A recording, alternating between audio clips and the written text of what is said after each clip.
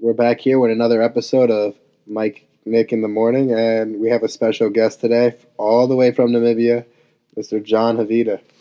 Hey, how you doing, guys? Actually, just to correct you, Mike, my real name is Jacira Havita. That's spelled Ndjisira. Fun fact about that is it means God forgive me. My parents named me that in tribal Herero. So you're gonna ask, John, why'd you change your name?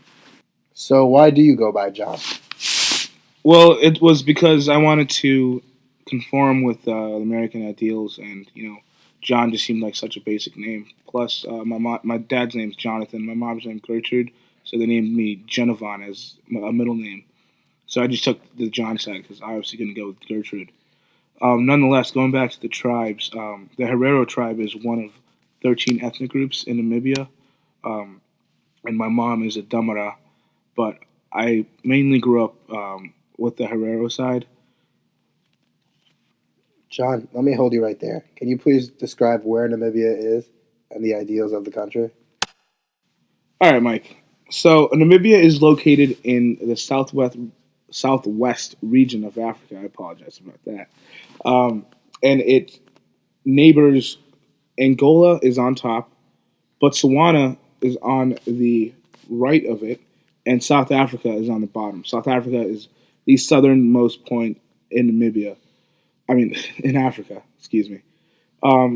So Namibia is a fairly young country.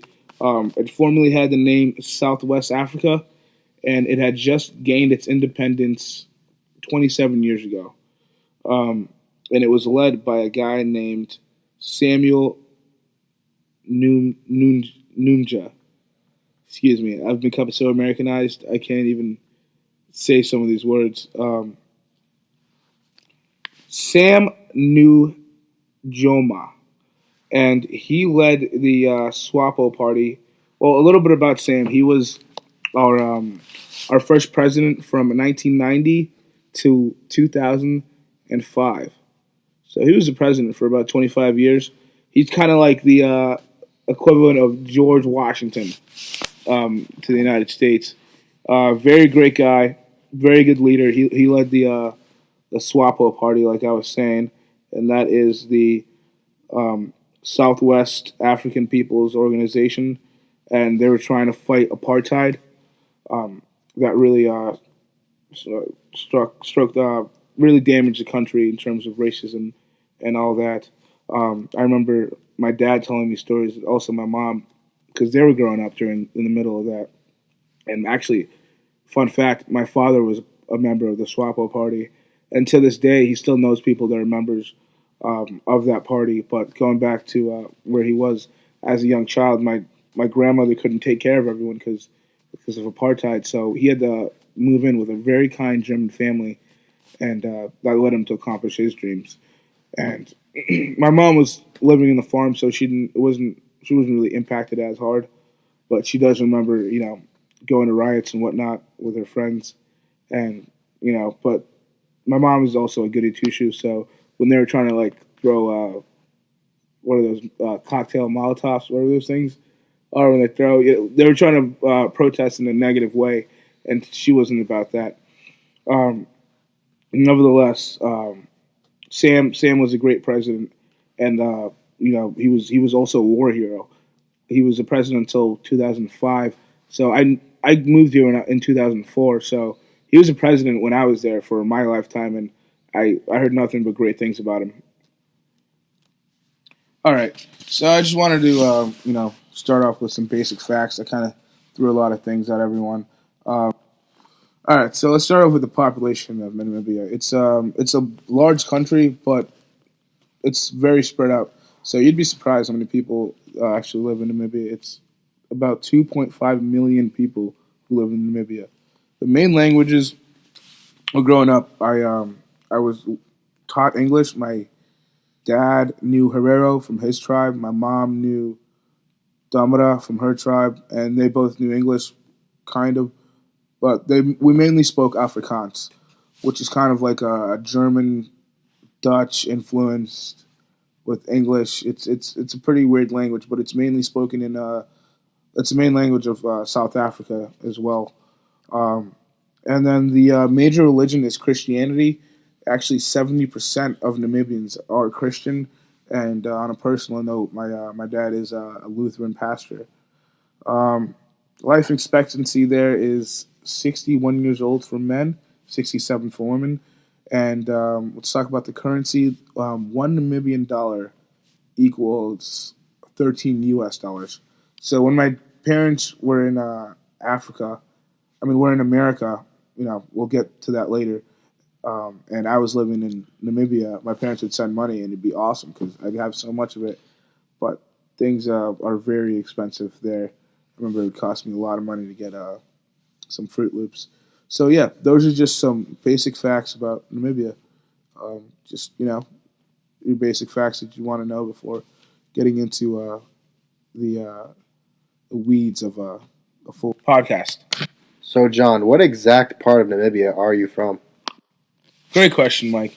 So we'll start off with Omaruru is where I was born. Funny story is I came into this world in a strange way, but a common way for Namibians. So my parents were driving their dinged up car, trying to get to the hospital, and I really wanted to come out and see the world. So I came out a little earlier than expected. On the way to the hospital. So my parents had to take a right and go to a random village, just a random village. And the thing about Namibians is, although people are from different villages, we still see when someone's in a dire situation like that, they give them birth. You need to help them out. So I had a bunch of tribal women and some tribal men from the Herero tribe. Luckily, it was a tribe of my father, so um, helped bring me into this world, which is actually a cool story. So I was born in Omaruru, and then my parents had been living in Windhoek, which is the capital city of Namibia, and it has about 400 people who live in Windhoek. It's probably the most densely populated part of Namibia, considering it is the capital city.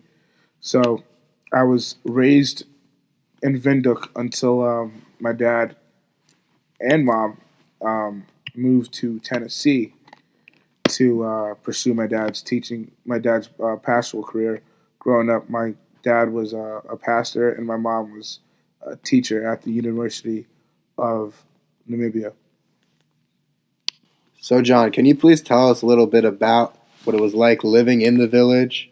What was school like for you? All right, Mike. Let me just give you guys a quick backstory, considering my life is story is very confusing in terms of how everything happened. So let's take you back remember when I said my parents had moved to Tennessee. My dad was struggling, I guess, at the time and really was pursuing a career. My mom was the career woman who was working as a teacher, making the money in Namibia. And my dad wanted to achieve his longtime dream of being a pastor. So the University of Tennessee gave him an opportunity to, they would give him housing and he would study at the University of Tennessee. At that time, he could not afford to bring the whole family to Tennessee. So he picked the two youngest kids, which were me and my little brother Andrew, to stay with my grandmother Waite in the Herero-based village in Namibia, and in a little village was located in Omaruru, where I was born, which is about, I guess, let's say 100 miles from the city of Windhoek, where I had been raised and was used to kind of a more developed lifestyle. And I mean, obviously, it's not as developed as here, but I went to restaurants as a kid. I attended preschool at the time. I my mom drove a car. I ate Fruit Loops and whatnot. So it was kind of like here in the sense that it was like a city life. So this was a huge shock to me. And at the time, Mike, I didn't really know what was happening. I remember one day my mother just bought us a bunch of clothes, a bunch of food, and a bunch of toys. She would never let us go nuts on toys. But me and my brother went crazy on buying toys. We got bikes. We got everything we needed. We were having a lot of fun, and she dropped us off at my auntie was sending us house.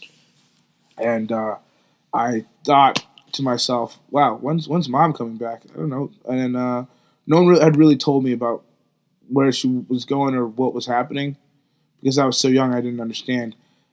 So I remember they were just like, "Hi, we're gonna go to your grandmother's house now." And at the time, I didn't really know my grandma as well, but boy, did I really come to know her.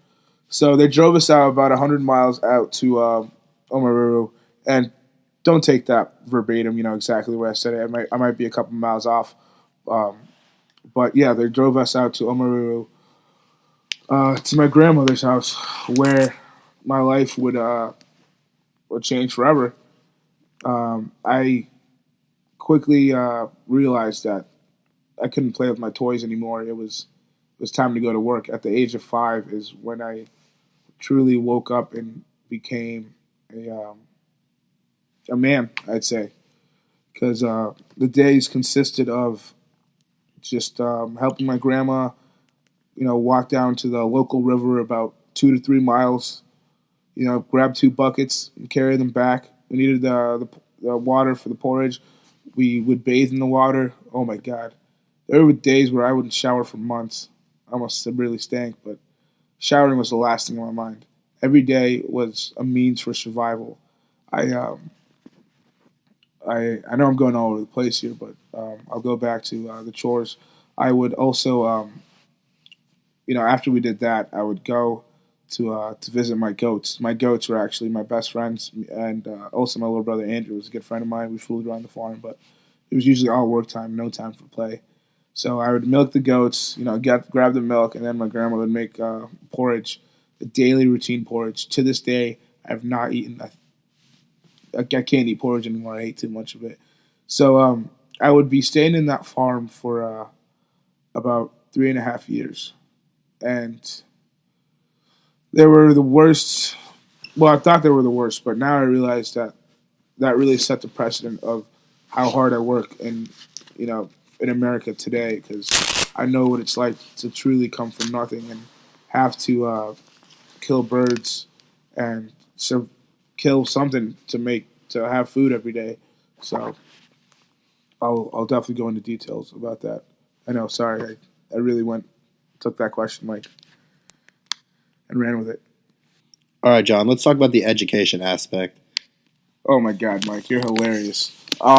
What education aspect? I'm kidding. Like I said, when I started off with my parents, we're all living under one roof. I went to the local kindergarten, and that's what I did in terms of education. But when it came to the farm, I was learning to survive every day. There were really no schools or anything, and the nearest other, you know, people were about like 10, 20 miles away, and that was a huge walk. And I don't even think we had any horses at all, so traveling was always an issue. So if you're at the farm, you're stuck there, and you're stuck there for a while until someone from Vinduk is kind enough to drive and meet you. But in terms of schooling, I guess I'll answer it like this. Like I said before, every day was learning something new. I remember the first time my grandma taught me how to cut a chicken's head off. It would actually take. It was a job for two people, and my grandma was probably like 60 something at that age, at that time. Considering she's 77 now, she was like 61 or something like that. Let's say ballpark. So she would have me hold the chicken's head down, and it'd be just going crazy, like oh my God. That's one thing I don't miss. By the way, side note is getting woken up by roosters because they wake up freaking early, man. They really do. Oh my God. Let's get back to it. So I'd have to hold down the rooster's head, and then boom, she would take the hatchet, couple knots, and it'd be bleeding out, and it'd be running around. And my job, she would just sit there, cutting all these chickens' heads off. My job was to go catch them, because that would be our special dinner for the next couple of nights. And trading animals and doing all that, I learned about too, because you would have some people walk down about 10 miles, to say, hey, what do you want for that goat? And then the whole farm, we'd sit around the fire that night and invite that person, and we'd see what we needed and what was best for the farm. So I learned, I learned how to talk within a group. how to share your ideas. I learned how to speak out at a very young age, and I also learned the value of animals. And money was never really a thing. I remember being there. It's more, let me trade you for that because I could use that better than you could use this. Um, so that was I guess my education there to answer your question. So what was the currency in Namibia? Like what do you guys call the currency? The Namibian dollar, like I was explaining before when I was going through everything broadly. One Namibian dollar equals 13 U.S. dollars. So if we and you were gonna take a vacation in Namibia and saved about what, like $2,000? Let's see, because I guess math is not my forte. Is it your forte? Can you figure that off the top? Uh, we would have $26,000 to blow in Namibia. We'd be balling out, having a good time. Um, so yeah, and growing up, I remember everything was really expensive, especially if it came from the United States. Like I was talking about Fruit Loops before. I remember Fruit Loops. I was obsessed with Fruit Loops. Every time my mom would get me a Fruit Loop, it'd probably be for my birthday, because they were literally, I think, about $13 uh, for a box of Fruit Loops. Wicked expensive. So all the American made stuff was always very expensive. I do remember that growing up. But yeah, that's currency. And I believe if you want to go further with that, the GDP is about 10 billion as of 2016. So how were you communicating with your parents? Like what were you guys talking, or were you When or I have you was not spoken to them? when I was in Namibia, Yes. I mean when I was in Namibia and they were in Tennessee, how was I Yes. communicating with them? Yes.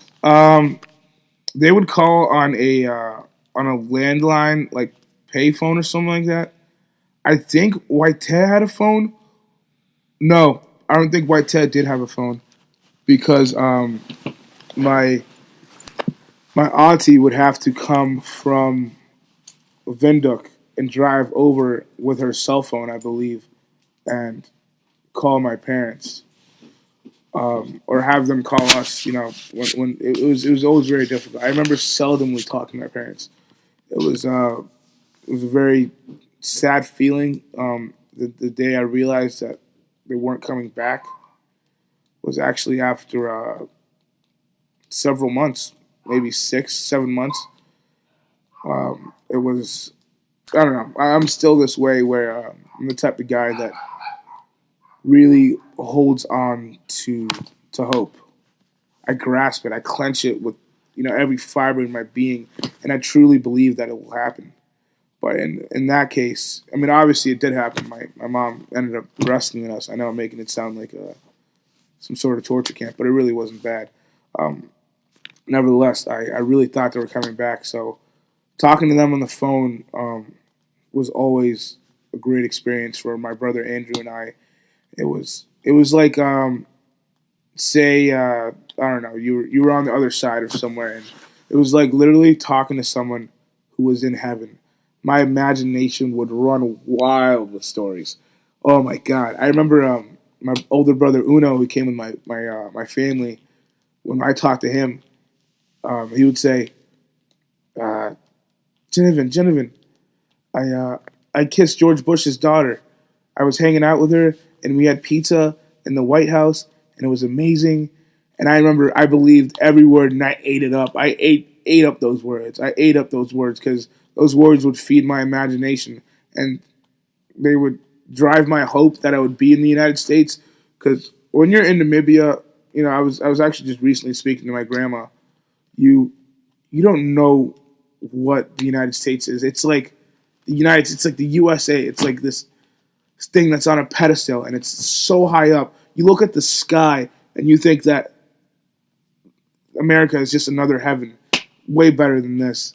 Than this farm where I'm walking around barefoot with a hungry, empty stomach all the time, just eating porridge, and I don't even have shoes. I have to walk barefoot because I don't know. There's just no shoes.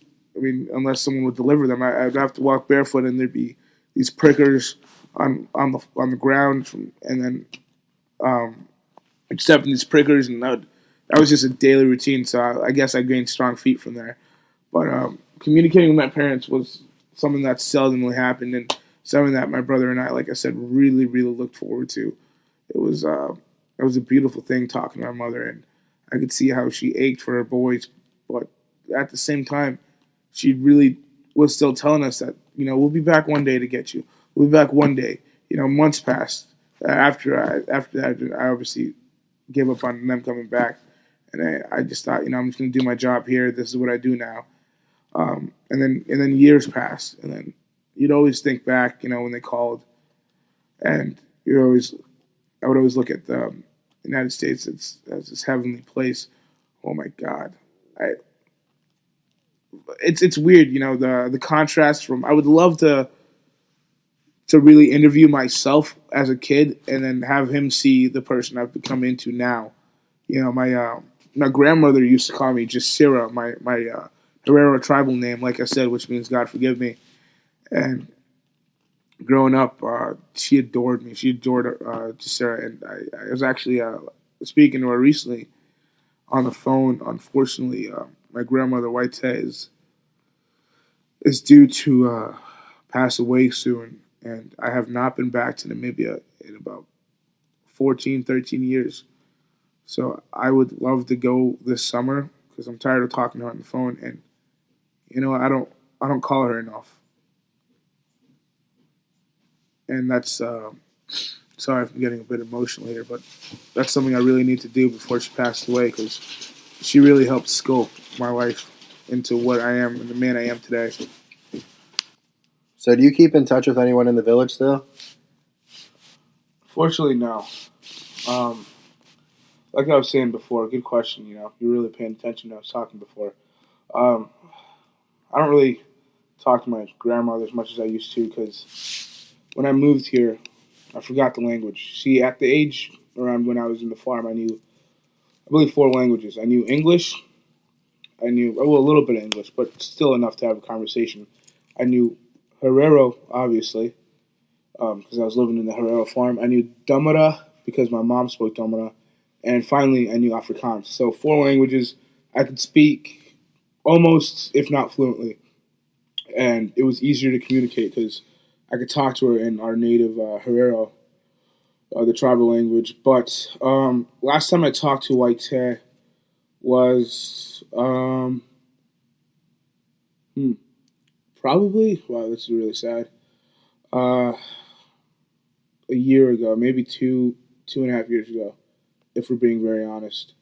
And it was very, very hard to understand her because it wasn't like when I was a kid. We talked fluently and with such excitement and understanding. We were on the same language level, and now there's a barrier that has unfortunately been set in front of us where we can't communicate as well, and that makes it very difficult for me to even want to call. I've been neglecting it for too long, and maybe this podcast is an awakening for me to get back in touch with my heritage and who I am, because like I said, that really affected my life in ways I have a hard time explaining, but it did, and I definitely should get more in touch with people. My aunt just came to visit us, Gracie, because she does business and tourism, and she had business in San Antonio, and she was saying how, you guys don't really talk to anyone in the tribe, like me and my brothers. She was completely right. We become so distracted with our American ways and what's going on in our lives, but we forgot who we were, and we were just like those people, those villagers, dreaming of what this place is or what's going on here. And now I'm on kind of like the opposite spectrum of that. And it's a great question you pose, Mike. I don't really talk to anyone in the village or from Namibia, frankly, unless I'll Facebook message my older brother who's still there. Some maybe once in a blue moon, but not really. And I especially am really bad about that. So I appreciate you asking me that. And you know what? From now on, I will definitely open up a direct line of communication with them and me because that'll remind me of the man I once was. And you know what? That'll make me a better man tomorrow. So thank you for that question. Really. All right, so next question. Let's talk about your transition to the U.S. Leaving Namibia at 8, what was it like just coming here, right? right at the age of 8 by yourself? Well, I wasn't necessarily by myself. If we get into details, my mother had come back from Tennessee to bring us to the United States. Because if we think about my mom, my dad, and my brother's timeline on their side of things, my dad had just gotten a job up in Yonkers, New York, and there was a church named St. Mark's in Black Rock, Connecticut, which is in Bridgeport, that heard about our story and heard about how we were in the farm. So the whole church came together. It was the most amazing thing. And they raised money. They raised money for me and my family to be reconnected. So my mom flew back and she stayed there for about, I guess, a couple months while we were transitioning into like private school. I was getting back to the way things were, before I had moved to the farm. But I was only there for a couple months. Let me tell you. So I got enrolled into a private school for a couple months, and I was hanging out there because I remember my mom was always like, "We're gonna leave in like a month." It wouldn't happen. We're gonna leave in another month. It wouldn't happen because it took a little bit for the church to raise money for us to come here. So that was nuts, man. Having that in the back of my mind, because in the farm, I always dreamed about about being in the United States, but it was like it was a dream. It was like fairy dust. Like it was like me believing in Santa Claus. I'm sorry if you think it's real, by the way. It was like me believing in that. So I always knew in the back of my mind that it was kind of fake and like wouldn't happen. But like my like I said, like I'm a dreamer. I love to hope. I won't let go of hope. So like I still kept that alive. But like having it actually become a reality was the most insane and unfathomable, whatever. I'm gonna quit on that word. It was the most insane thing. I couldn't even fathom it. Yeah, okay, back. I got it. So just that transition was nuts. So getting back to the transition, it was surreal when we actually boarded the flight and everything was happening. When the church raised enough money for us to come over, we boarded the flight. It was a 17-hour flight, and I stayed up for the whole time. My brothers went to sleep. My mom went to sleep. I did not. I stayed up for the whole time. I was so excited. And this man, this family, the Gallows, who I still see, definitely, were very instrumental in getting us here for the transition to kind of reconnect our family because, I hadn't seen my father for like 3-4 years at that point. And, the family had just always been broken up. Excuse me. And we were just trying to mend. And my dad came with Bruce Gallo, who was the father, in a green it was a green Volvo. I remember it, one of those hatchback looking things. And we were at John F. Kennedy. I sprinted towards my dad, the fastest I've ever ran in my life. And I jumped up as high as I possibly could, and I gave him a hug because it was the first time I had seen him in so long. And it's one of those movie-like moments, when you reunite with a person you haven't seen in a while. It was definitely a surreal moment. And then just stepping out of the airport and having that American air just smack hit you in the face. Like, where am I? It was so busy.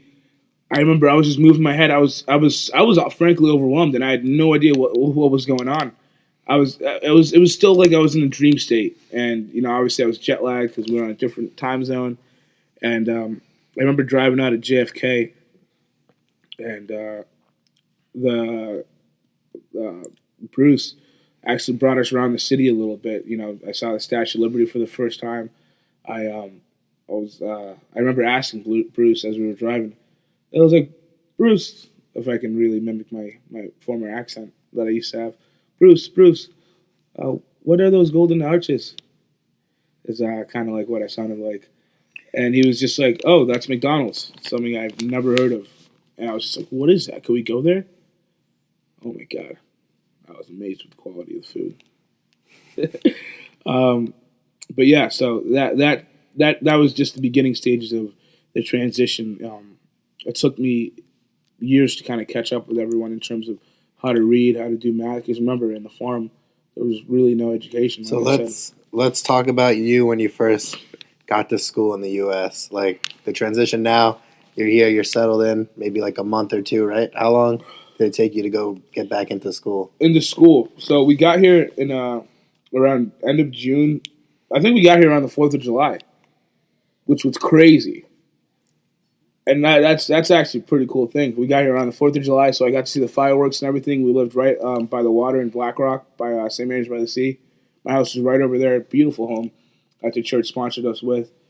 So we went, walked on the for the 4th of July, and school wasn't really on my mind at the time. It was kind of like getting accustomed to it. But getting to second grade at Black Rock Elementary School was nuts. I had no idea what was going on. Everything was going very fast paced. I think I was still trying to really get a great hold on the language of English. I would love to know what I sounded like back then and how bad my grammar was, because you know how you can go back in your Facebook messages and see your prior messages? Even in 6th grade, I would spell is like I-Z.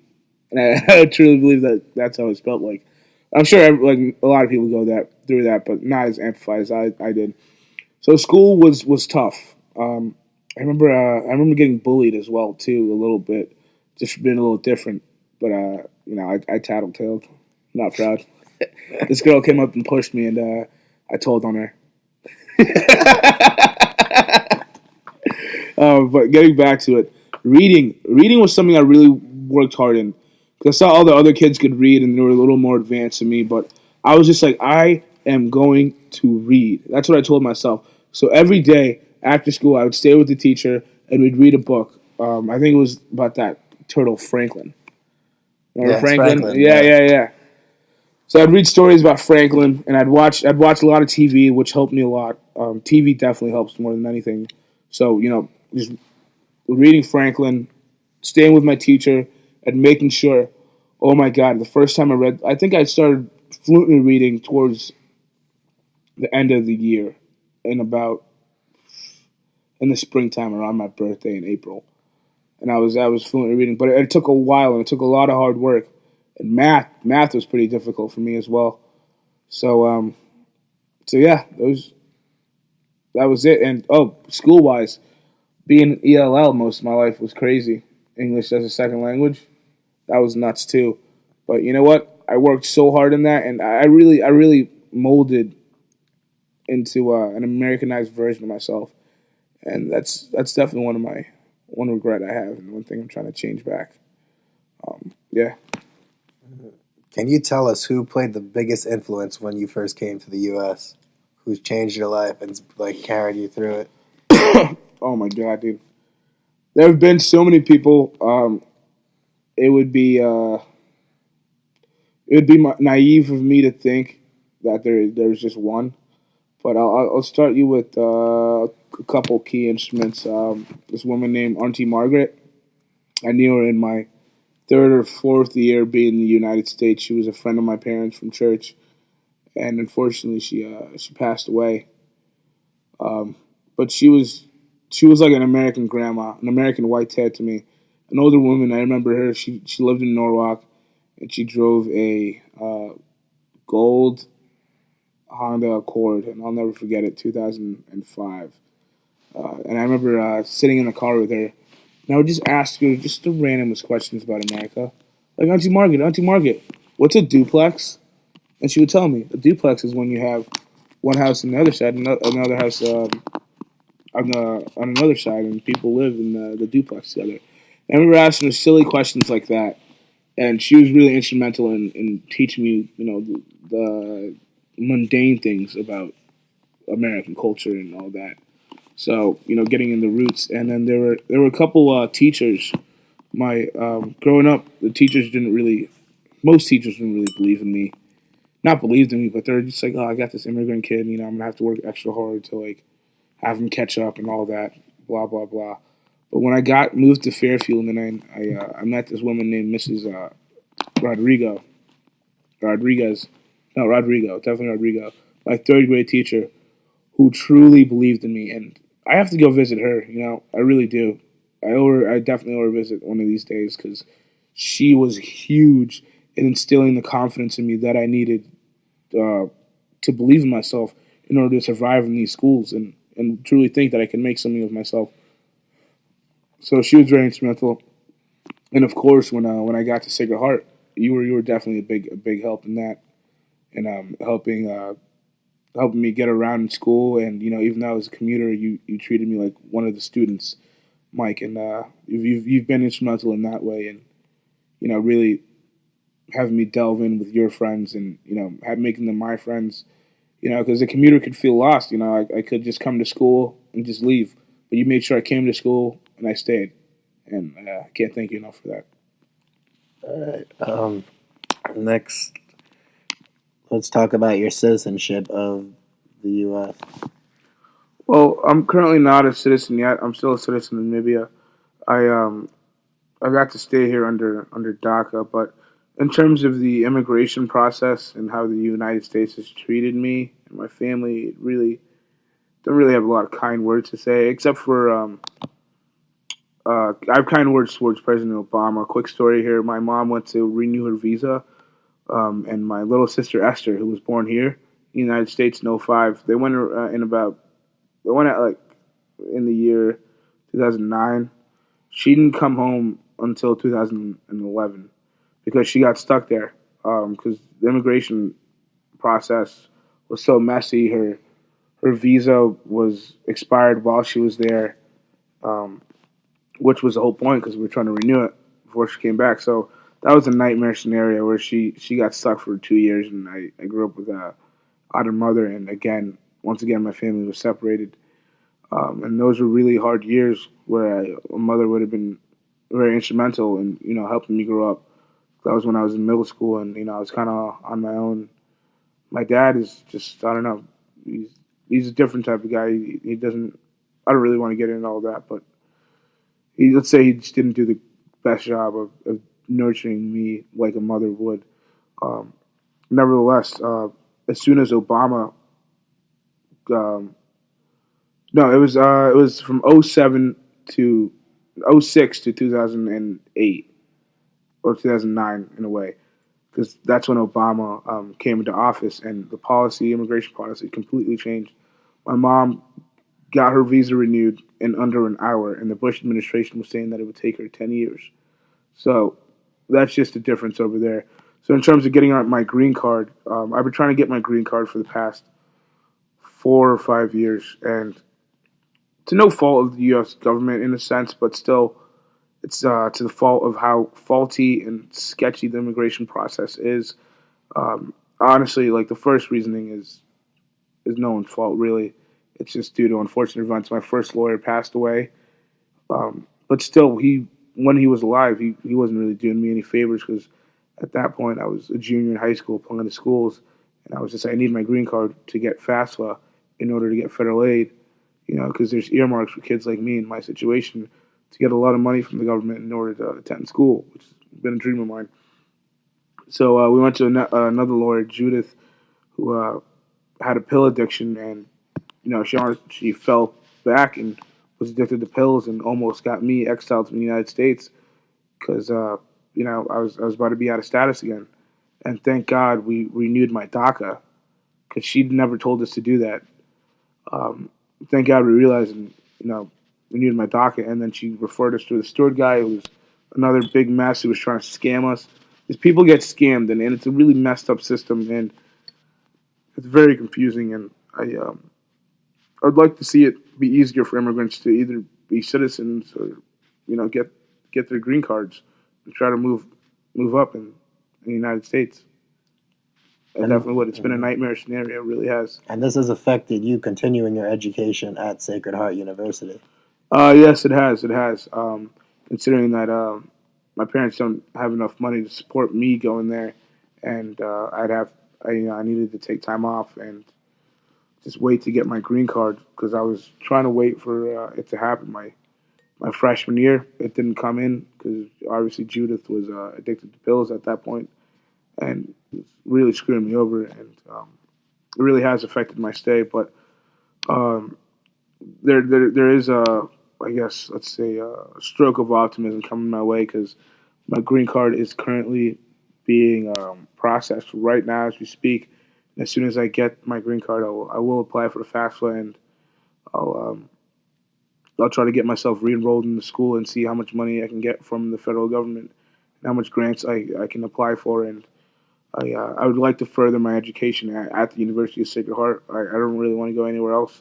I'd love to stay there and finish up what I started. And the first school that accepted me, I'd love to go there because it's a school I fell in love with when I was attending there. All right, John. Well, thank you for taking your time to let me interview you. Yeah, from now on, I want you to call me Jacero. Okay. Thanks, man. All right, of course.